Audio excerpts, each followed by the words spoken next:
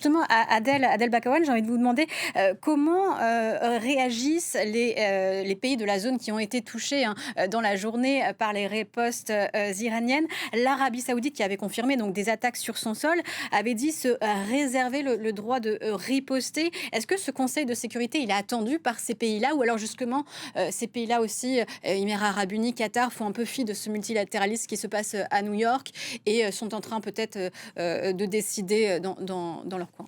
Je pense que l'Iran, la République islamique d'Iran, a commis une erreur stratégique très très importante.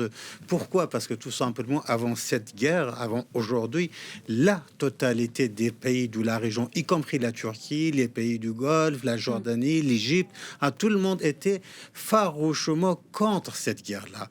L'Arabie saoudite et les autres pays du Golfe ont déployé tous les moyens, tous leurs lobbies pour convaincre Donald Trump à ne pas attaquer la République islamique d'Iran. Et donc, il y avait un élément très, très important entre les pays arabes pour la première fois et la République islamique d'Iran. Et ça a dû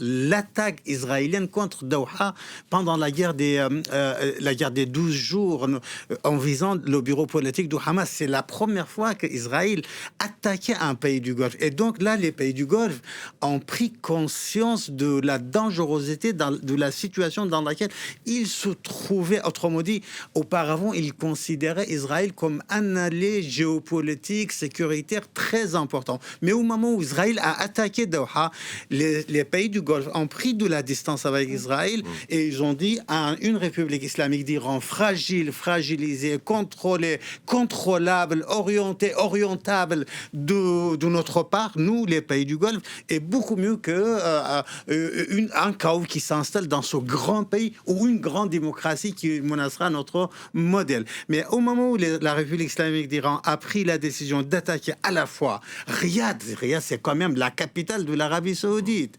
Dubaï, n'est-ce pas, ou Bahreïn, Qatar, même Koweït, et même Erbil, hein, là, la Jordanie, hein, l'ensemble des pays de la région, là, les pays de la région, ils sont en train d'adopter la phrase qui revient régulièrement, c'est quoi? C'est que nous réservons le droit de riposter de la manière dont nous pensons que c'est adapté à notre stratégie. Autrement dit, là, la République islamique d'Iran a fédéré de ces pays-là. Déjà, il y avait la fracture entre l'Arabie saoudite et les Émirats.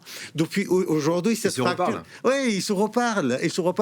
Deux, il y avait une fracture entre l'Arabie saoudite et Israël depuis la guerre de Gaza. Là, les Saoudiens et les Israéliens, selon nos informations, commencent à se parler encore. Et donc, si jamais les pays arabes, notamment les pays du Golfe, se rangent derrière les États-Unis d'Amérique et Israël contre la République islamique d'Iran, là, on sera vraiment dans un grand changement du paradigme à l'échelle moyen-orientale. Toujours dans le film de 7